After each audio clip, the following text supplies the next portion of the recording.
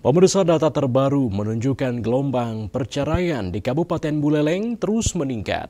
Dari Januari hingga memasuki bulan Oktober 2025, tercatat sebanyak 786 perkara telah masuk ke Pengadilan Negeri PN Singaraja. Angka ini mengindikasikan tren yang mengkhawatirkan jika dibandingkan dengan tahun sebelumnya yang mencapai 800 kasus sepanjang 2024.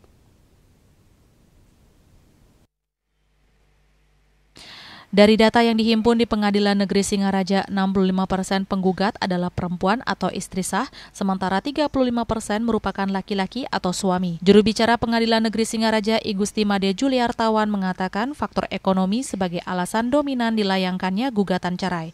Penyebab lainnya adalah kekerasan dalam rumah tangga atau KDRT, mabuk dan judi, ketidakcocokan dan perselingkuhan.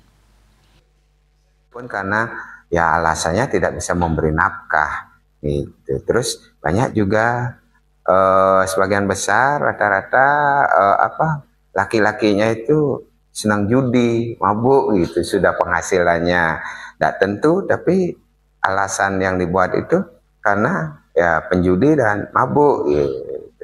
Dan juga seringan itu terjadinya karena perstek. Tidak hadirnya para pihak, tidak hadirnya si tergugat, ya mau tidak mau ya sudah, artinya apa?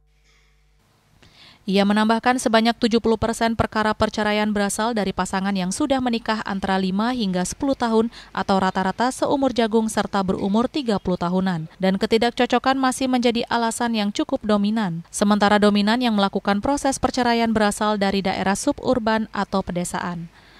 Yasari Yuli, Bali TV.